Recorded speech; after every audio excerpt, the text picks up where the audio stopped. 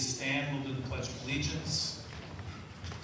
I pledge allegiance to the flag of the United States of America and to the republic for which it stands, one nation, under God, indivisible, with liberty and justice for all. Thank you.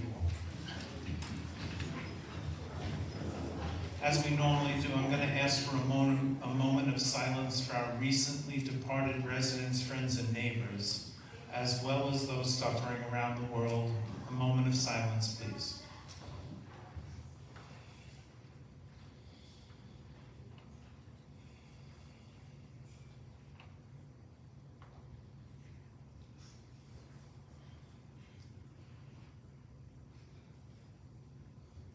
Thank you. Roll call, please. Michael Messina. Present. Ed Whitman. Present. Mary Adler. Present. Carol Butterworth. Present. Charlie Robb. Present. Okay, may I please have a motion for the approval of the June 13th, 2024 open board meeting minutes? I move to accept the minutes of June 16th. 13th, that's right. 13th, okay. Can I please have a second? I second. All those board members in favor of approving the minutes state aye. Aye. Opposed, state nay. The ayes have it. The motion for the approval of the minutes is passed. We'll now go on to the President's report, which includes things like motions and updates on several topics. So the first motion is for the proposed concrete remediation throughout the development and around the clubhouse. I'll give an explanation. As is usually the case, decisions on spending HOA monies are most often made with two main focuses, those being safety and liability. This motion encompasses both of these. Annual evaluation of concrete sidewalks needs to be conducted to maintain a safe environment. So you'll notice that several sidewalks have like pink paint sprayed on them where it's uneven. So we then chop up those blocks, typically it's roots from trees that cause them to heave. Chop up the roots and then re-cement so it's a smoother surface and so we don't have discrepancy in height. So interesting enough, we've had a run on that this year, and I'll tell you to what extent. Okay, it's approximately 1,600 square feet of concrete throughout the development has to be remediated. That's a lot. In addition, we're going to be doing the walkway in the back of the clubhouse, which does not have, how do we put this gingerly? It's sloped to an extent that's not necessarily safe. And in most situations, if you've been in town, you'll notice that these rubber mats that have bubbles in them, so that people can't slide, are being installed for safety. So we're planning on doing that to the back of our clubhouse as well, because a lot of people come in through there. So this, get ready. And this went out to 4 different companies for bids. $32,975 plus tax worth of concrete work. Now, ordinarily, we frown on spending large sums of money, but put one lawsuit in there where the HOA was negligent to take care of a bad problem, it's a lawsuit. So, besides the fact you don't do it because you're just worried about being sued, you do it because it's the right thing to do and it makes it safer. That being said, with that explanation, I will now ask for a motion for the proposed concrete work, which will be done by the company Quality First. I make a motion to accept the service proposal from Quality First Group for the replacement of approximately 1,600 square feet concrete walkway, ramps, and common area for the price of $32,975 plus tax. That was a mouthful. I have a first. May I please have a second? I second that motion. Okay, all those board members in favor of going forward with the proposed concrete remediation, please state aye. Aye. Any opposed, state nay. The ayes have it. The motion for the concrete remediation has now passed. Okay, good, that's good. Okay, so we have a second motion, which actually doesn't cost any money. How's that? So, proper documentation has to be done when we do things, and in this case, update of grounds committee rules and regulations. So the grounds committee comes forward with a request on their rules and regulations annually, and the board has to approve it. It costs no money. So therefore, I am going to ask for, may I please have a motion for the approval of the updated grounds committee rules and regulations?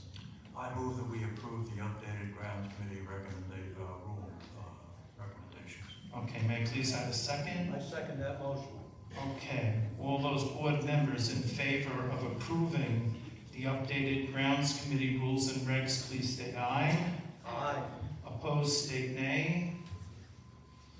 The ayes have it. The motion to accept the grounds committee rules and regulations has passed. Okay, that's all the formal stuff. Now I get to talk, Okay, so as part of the president's report, I'd like to talk about a couple of things, and one deals with the recent power outage that we had. Now, I will tell you, I'm only here 8 years. I really haven't experienced many power outages to speak of any significance. I just jinxed it tonight, all hell will break loose, sorry. But I wanted something happened that I want to share with everyone, and people should understand. That is, I, like many other Lake Ridge residents, happened to be here at the clubhouse at an event this past Tuesday when we had a power outage. And it was in several areas. It was Vicari, it was Lennox, and people came and says, I don't understand, why is it here and here and here and here? How come it's not an all or nothing? Well, Lake Ridge has several power feeds that come in from different areas, so that if something happens, the whole place doesn't go dark. Now, keep in mind that if something major happens out there, it is potential that we go dark. So the reason why I bring this up is because while I was at this event, a resident came to me, and he came actually here and said, I have no power, my wife has this oxygen machine, I need electricity, what do I do? And I said, bring your wife here. We have power. And food. More power, okay. So, and then I shared with him, and this is for everyone to know, that God forbid we need to use this. He says, well, what time is the clubhouse open till? And I said, it's typically open till 10, but in this particular need, you call any board member and we will open the door so your wife can breathe. We have power. Now, I would hope that neighbors could help each other out, but as a last resort, if it comes down to it and the clubhouse has power, we will open up the clubhouse to help someone. So just keep that in mind, and I hope you never have to use that. Okay? The next thing I'd like to talk about is trees. Trees has become a big discussion point. So I will say the board has received many requests from residents in regard to trees and tree removal of trees on common ground that may or may not be dangerous. They look unsightly. So, and I asked Alyssa to look this up. So far, counting from last year and this year, we've taken down 30 trees. Before 2023, there was no money really allocated in the budget to deal with unsightly and dangerous trees because it drives up the cost of the HOA fee. But we have to do it. We have 29 years of tree growth. We've had several storms. So we do have budgeted $25,000 for this year. And we're in the process of every couple of months, we get 10 trees that we feel are dangerous, and then we send it out to bid. And then the lowest person, as long as they're reputable, they have the insurance, of course, we try to go with that. But the point here is, we went from not doing anything with trees to putting up a program, and we plan to do that program for, I'm gonna just make a number up, 3 more years to try to catch up. The point I'm making is, dangerous trees are gonna take a priority. And there's 2 reasons, and it goes back to what I said before, safety and liability. If the HOA doesn't take down a potentially dangerous tree, we have the opportunity of being sued. So if a tree is dead and it has no way of hitting someone's house, it's going to take second fiddle to a tree that is diseased or leaning that could hit a house. So I would just ask that you keep that in mind, that we have to deal with those trees that we feel are dangerous. Now, when I say we, it's not the board. It happens to be grounds, it happens to be, we'll call in an arborist, and then the board will inevitably have to make a decision. This goes before that. Well, that's what the board does. Some people may like it if it's in their favor, some people may not if it's not in their favor. But no one has a crystal ball to say which tree is going to fall next. Wish we did, then we could avoid that. So we're going to continue the program, and we hope to catch up on this, and it may take another year or so, but right now there are six trees, Melissa, that are waiting. Yeah. And when we get 4 more trees that are determined that these are the highest risk, we'll send it out to bid. So that's coming. Okay, and I really have one other thing to just to mention. I normally report on the pool, but knock on wood, everything's been going well with the pool. And with this hot weather, I mean, the pool water is 86, 88, or 90 degrees. Now, it just went down because we had a little rain and such. It's still better than standing out in 95-degree weather, I'll tell you that much, but it's not that refreshing thing. The indoor pool is actually cooler than the outdoor pool. And the indoor pool's heated. So, go figure.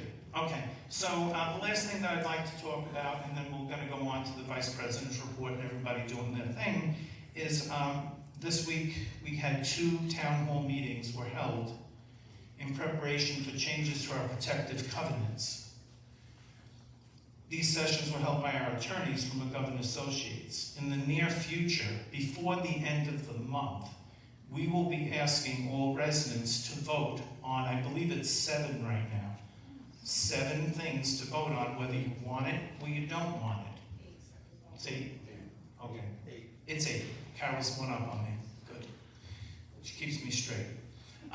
So the important thing here is these are the restrictive covenants that have to go to a vote to the community. The second most important thing is you have to reach what's called a quorum. Quorum means that 50% of the population here at Lake Ridge votes, half of 926. If you don't get 926 votes, you either leave the vote open and try to pull more, or the vote never does anything. So it's important that everyone vote. It's always important to vote, but in this case we have to reach quorum, right? Now the way it's set up, there are 8 things, and you can vote yes and no as you see fit for any and all of the 8 or none, whatever you want. So you can do 7 yes, 1 no, vice versa. You vote on each individual thing as you want, because this is a community vote.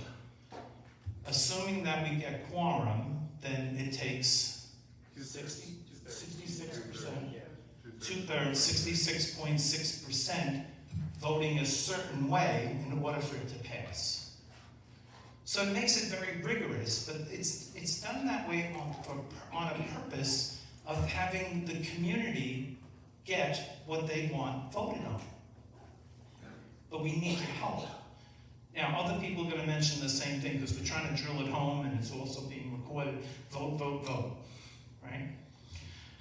Okay, so that's actually all I have for, sorry? You forgot number 8. I forgot number 8. Oh, the power outage, just spoke about it. Sorry. Yeah. Is it different on yours? I changed it. Okay, let's see. Maybe it is.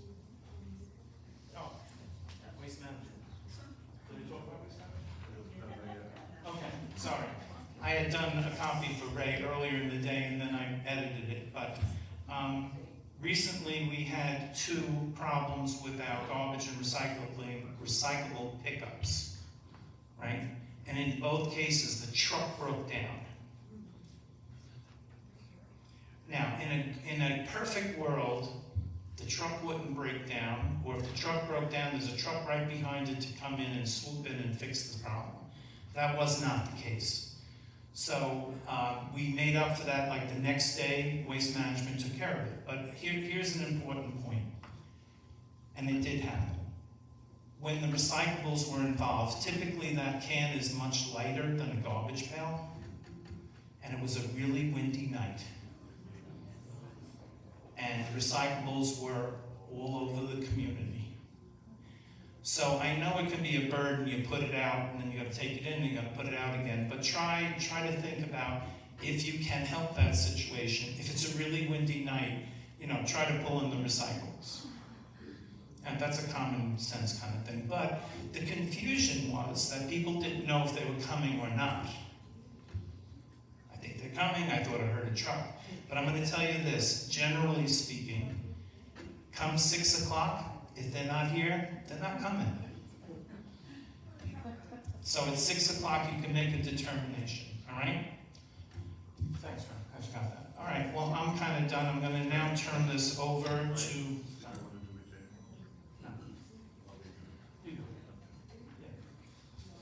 Yeah, so we'll now turn it over to Ed Whitman for the Vice President's report.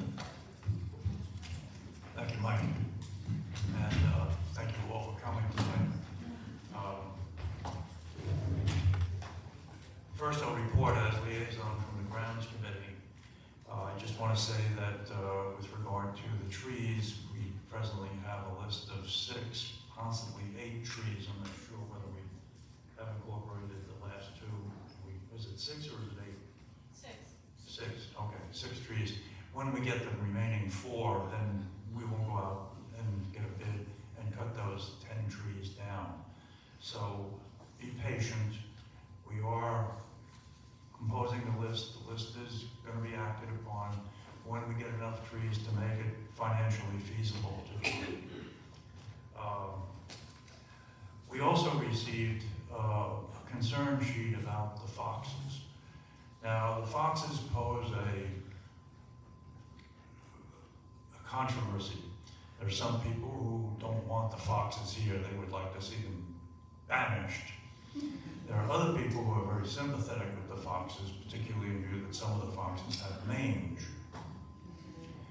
And so, in response to this concern, which was about the mange and the sympathy with the foxes, we're in contact with wildlife rehabilitators who would, at no cost to Lake Ridge, come and trap the foxes, take them to a facility for treatment for their mange, and then bring them back.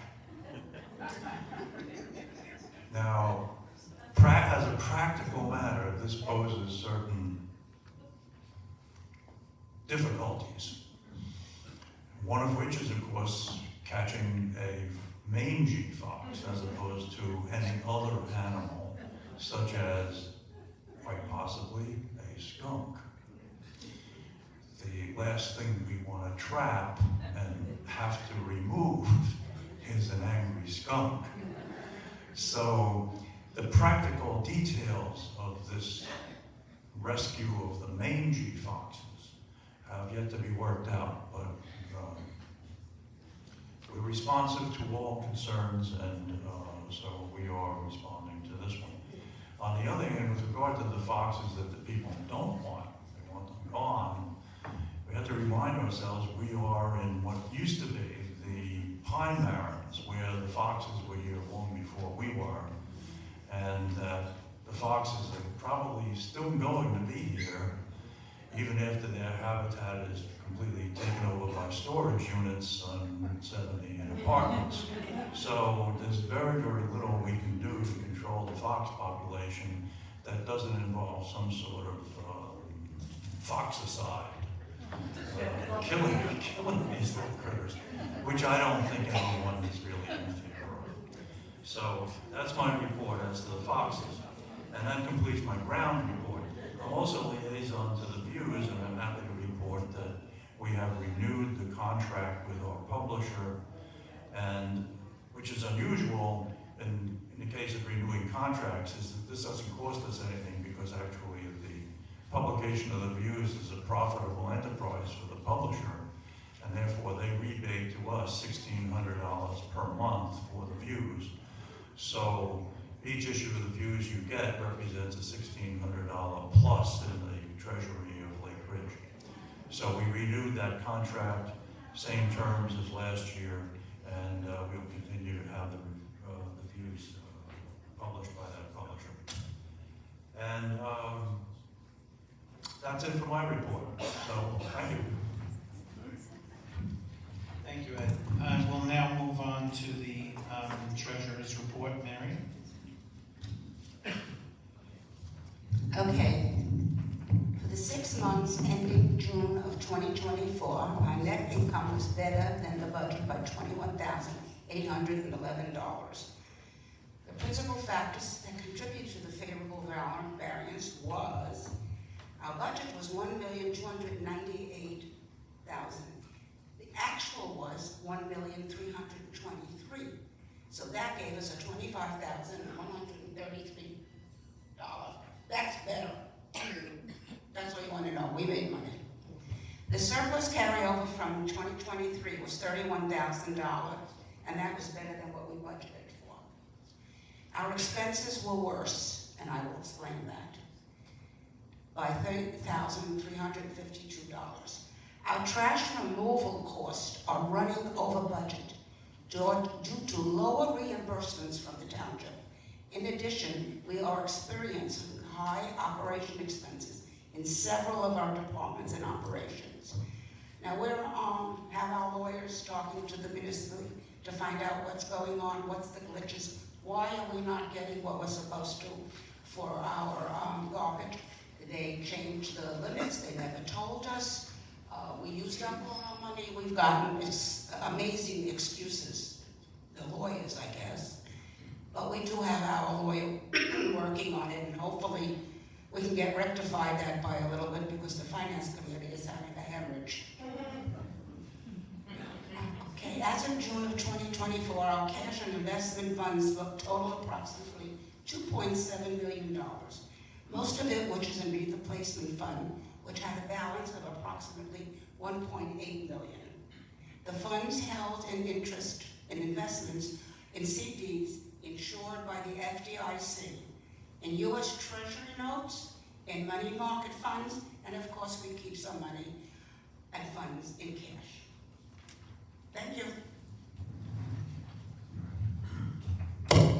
So only one thing I wanted to add to that.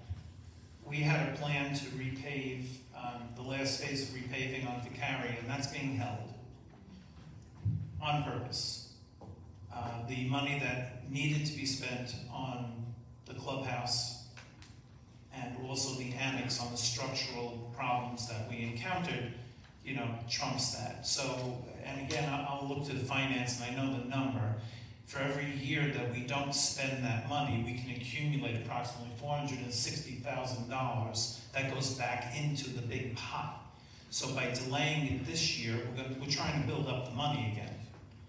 And I'm not sure if we'll even do it next year because the roads aren't terrible, but we're trying to recoup money. What you can't control, the structural integrity that we experience, you can't control. But what you can control is expenditures that maybe would be nice to do, but not necessarily have to do. So we're going to try to delay that to build up the monies again. That being said, we'll move on to the secretary report. Carol? Thank you, Mike. As board liaison to the Documents and Policy Committee, I'd say our new lawyers did a good job recently in explaining to the homeowners the proposed changes to the restrictive and protective covenants. The next step is the vote in the coming weeks, electronically or manually. a quorum would be needed of 50% of the 926 houses. 50% is 463. And 2/3 of that 463 would be the deciding factor. So vote on each question individually, yes or no, but vote. You can vote no all the way down, but it's important to vote, no matter how you vote. Chair Steve Agresta and his committee have done a lot of work on this new committee, line by line. And once again, I salute him. Steve, please stand up.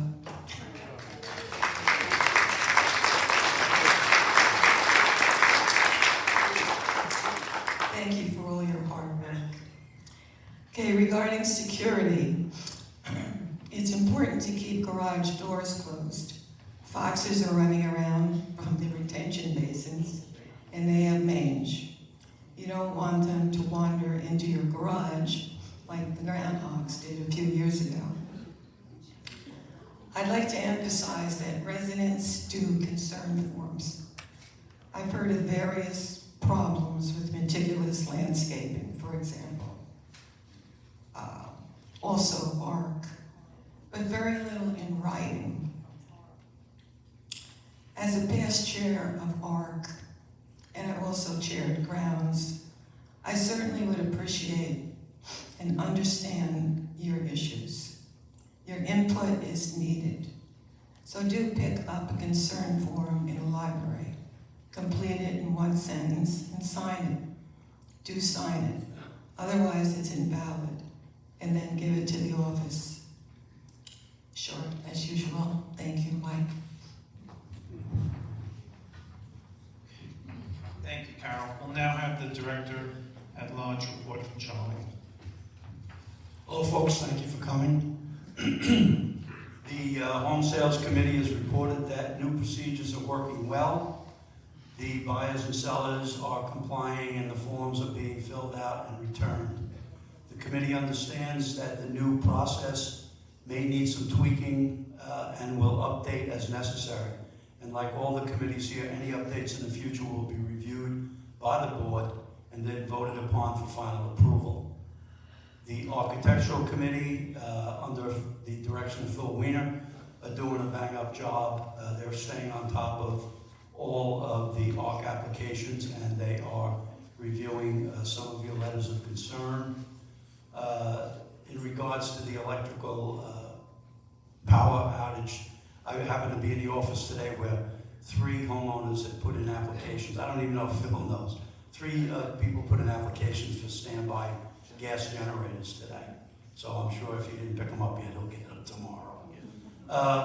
Just to let you give you an idea, we've had some letters of concern, and the committee has voted on some updates to the standards.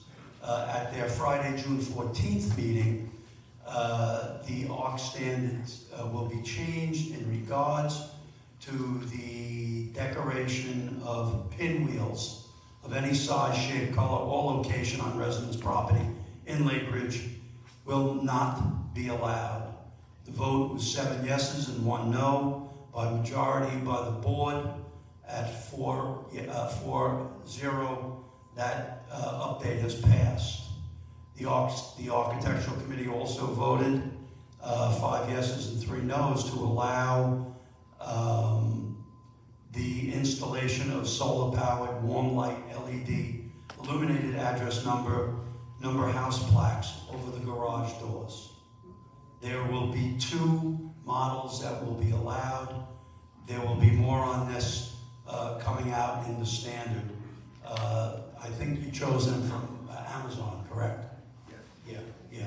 I have the 2 models here, but you will be able to place them on a home that has 2 garage doors in the middle between the 2 doors.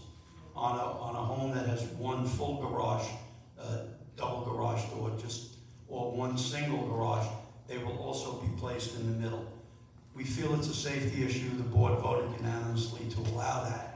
We feel it's a safety issue, and it's just an extra little bit of confidence that if you do have to report a problem when firemen come or when the first aid or police come, that little number may help out in them being able to see your home. Unfortunately, some of our folks, mailbox numbers are missing on the mailboxes, so it'll make it easier for emergency folks to get to your home. That was all done at the June 14th meeting. At the July 12th meeting, our committee took under consideration, there was a letter of concern to remove all blow-up decorations from the resident homes during the holidays. That motion did not carry. It was 8-0 in favor of allowing the blow-ups during the holidays with the same time frame as all other decorations. The vote tonight by the board was a majority at 3-1 to allow that. So we were in agreement with the architectural committee. Also, the architectural committee voted 5 to allow the split systems to continue. However, the condenser unit will not be allowed to be fixed to the side of the home. It must be on a platform on the ground, just as the condensers are for your central air conditioning units. That is about all. The only other thing I wanted to mention, as has been mentioned, we've had 2 town halls this week, so please remember to vote. Some of the issues that are in that packet, those 8 issues, include some ARC issues, fences, walls, artificial flowers, decorative decorations, and river rock stone in the mulch beds.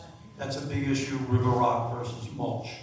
If the homeowners, as I mentioned the other night, if you guys vote that you want the river rock in the mulch beds, and we have a quorum, and we have over 50%, so be it. That issue is a big issue, and it's in your hands. So please, if you want that, come out and vote. And if not, then it doesn't pass. So it's very important that you do take these 8 issues seriously. And we would certainly appreciate it. It will help us save some expenses so we don't have to go through this whole process again. Because if we don't have the quorum, nothing happens. Thank you. Thank you, Charlie. We will now move to the manager's report, which will be given by Ray. Good evening, all. Just to expound a little bit on Mary's treasurer's report, just to give some clarification on the trouble we've been having with the township, is that we've had passed not only 2023, but we had amounts due to the community for 2022 as well. We had figured out, the financial committee and board had figured that out and figured those into the budgets for both years, 2024 and 2023. We were hit up 2 months ago with a partial payment on our trash reimbursement, and we're told that we not only hit the cap for 2023, but also for a missing payment that we rebuild for 2022. That came as a surprise. We also petitioned on several occasions to get through to the township and public works. What was the formula that they're using to calculate these amounts, as they were different amounts coming in? Sometimes we get less than we build, sometimes we got actually more than we build. But with the turmoil going on in the township and in the municipal offices, it was hard to get an answer. So we have Dave Merritt from McGovern, who has worked with the township before in this kind of capacity. We're going to contact him and have him see what he can do as far as getting us some answers. We have went out to other communities in the area, because this not only affected our township reimbursement, but our snow reimbursements, or the percentage on our contracts. We have a lot of questions, but we weren't receiving any answers. So hopefully that will help out with this investigation. Going into the cladding project, as I mentioned last month, the construction is completed. what we were looking at was the landscaping to be finished. Jeff from the Cut Above was out this morning and removing the stumps, ground out the stumps. We still have the garden beds that have to be done, and the sod to be installed around the clubhouse and annex. As of now, it is not a good planning time, especially with the weather we had. So they'll probably look to early September to get that in there with the shrubs and the sod to be put in. It's also supposed to be a premium type sod, but we will be looking for better weather to get that in there. It's not part of the cladding or clubhouse project, but Mr. Keys from Bricktown was approved at the last meeting to install the 4 doors here and frames that have been rusted out. 3 of them have been installed. The 4th one will be installed tomorrow. We are waiting on the parts for the hinges because we did take some hinges to do some maintenance work on the pump room over there. We did save some money by our staff, and we can't thank David and Tyler enough. Those guys do a lot of work around here, but they're also doing the caulking and painting of the frames once installed. Hopefully that'll be done tomorrow, and come Monday, we'll be done as far as any structural work with the clubhouse. The retaining walls, we had mentioned that the wooden ties on a lot of these retaining walls, especially the taller ones out in 3 or 4 areas, were looking bad. And the Vicari Crisfield wall was of great concern because it looked as though it was starting to buckle after a lot of rains that we had. We went out to 3 engineering companies. We approved Kitcom, who had a better bid, a better proposal package to do a study on these walls. We just got that report back this afternoon, and it prioritizes the walls that we need to do. In short, these 4 to 5 foot tall walls will eventually be replaced with blocks, concrete blocks.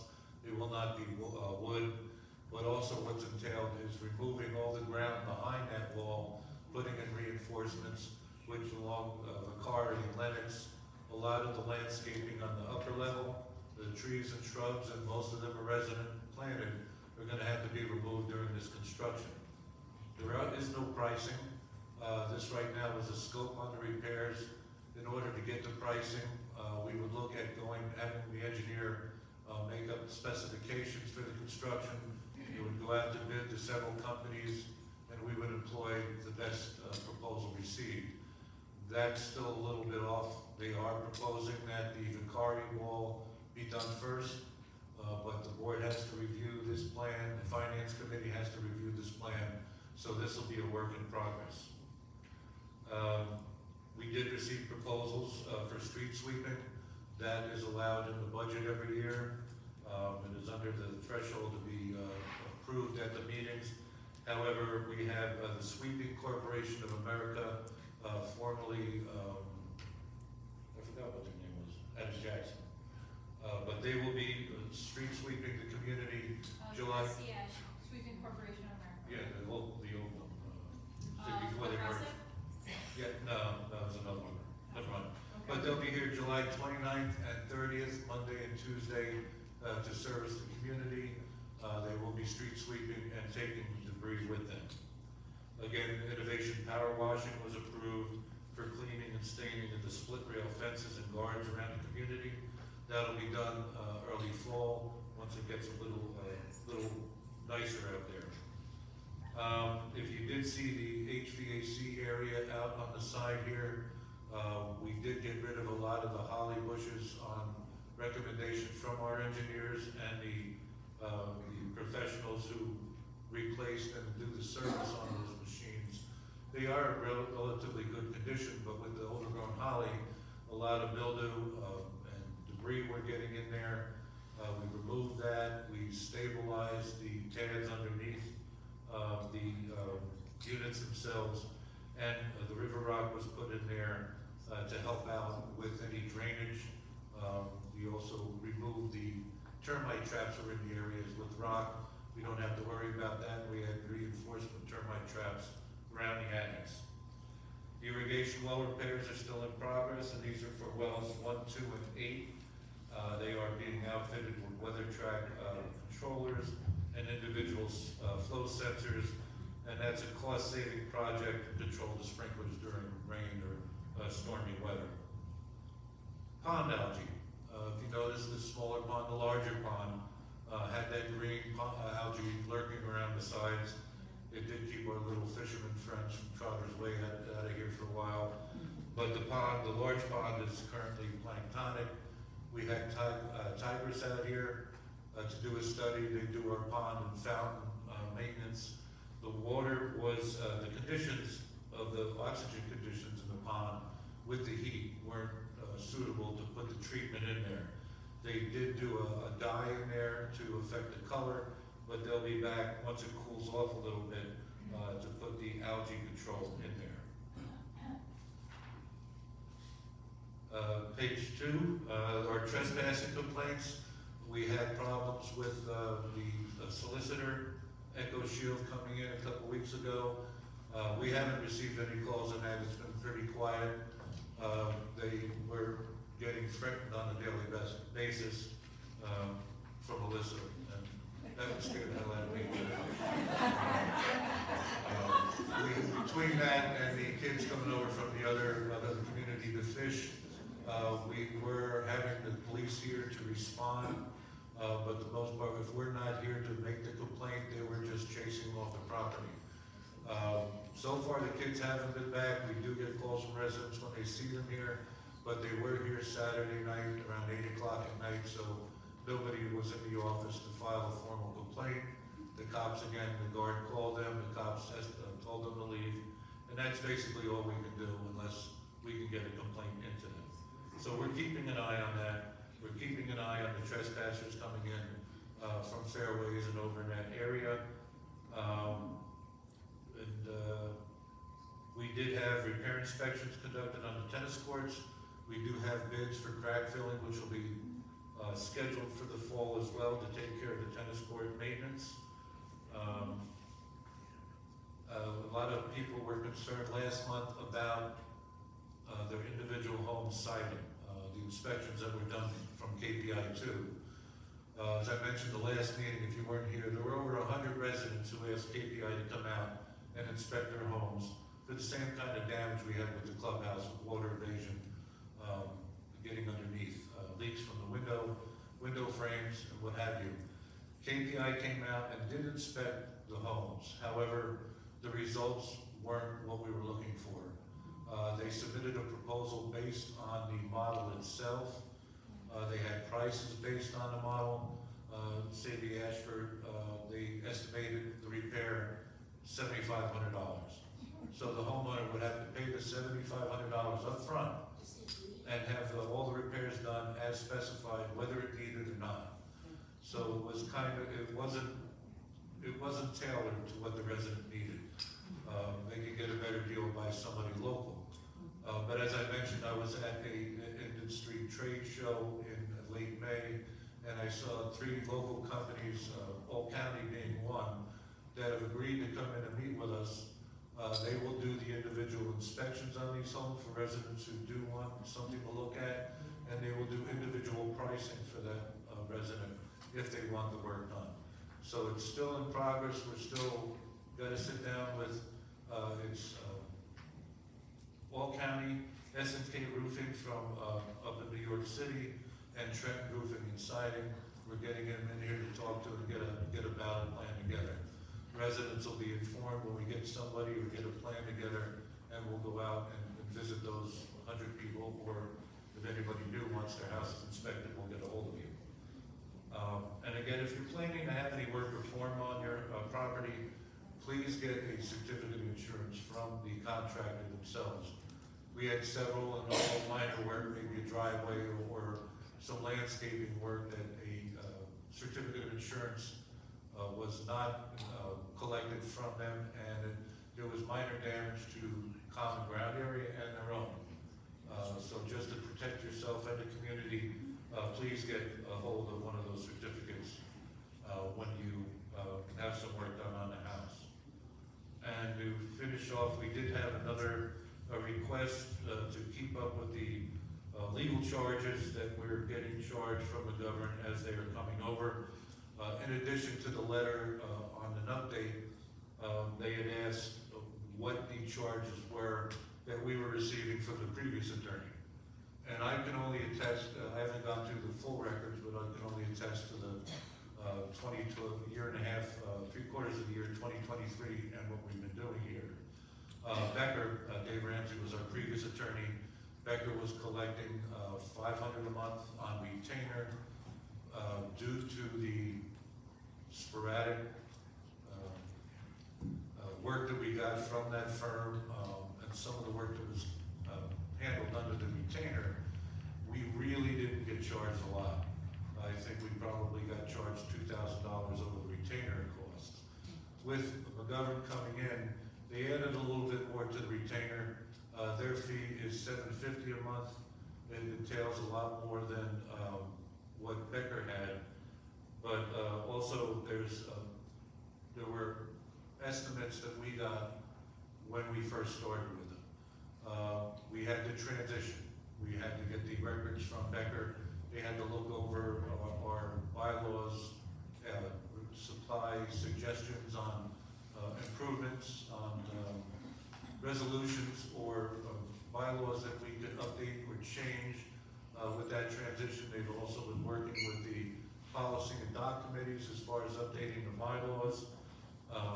We had collection work, very little, which is surprising for a community this large. We had one account in collection that was settled now. We have, and it's still in effect, we have one complaint, we won a foreclosure, the judgment, I'm sorry, against Coastal Awning on the awning project from a couple years ago that the community paid a down payment on. Services were never received. The court allowed a judgment for that, so that's still in progress. But going through it right now, on top of what we're paying, we have an $11,870 that we've been paying McGovern since they came in as our attorneys. They are allowed, they do give you 2 meetings per year. They've been here for a couple meetings that they've not charged us, but they'll be here for charging. So our transition cost, the breakdown, were $3,027. For the amendment, policy review, $48.19.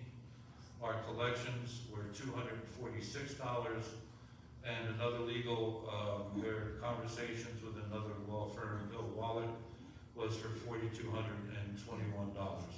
Again, that was $11,870 that we're spending on top of the retainer to them. However, once we get the amendments done and a lot of these resolutions updated, we should just coast with the monthly retainer. And that's my report. Thank you. You know, I said this at the last meeting. This is a very complex environment to have to manage. It seems like every day there's something new. If it's not air conditioning, it's the gutters. If it's not the gutters, it's, it ends up being legal fees that were unexpected, or the township. I want to say this very clearly. The township has really done a number on what they were supposed to pay us.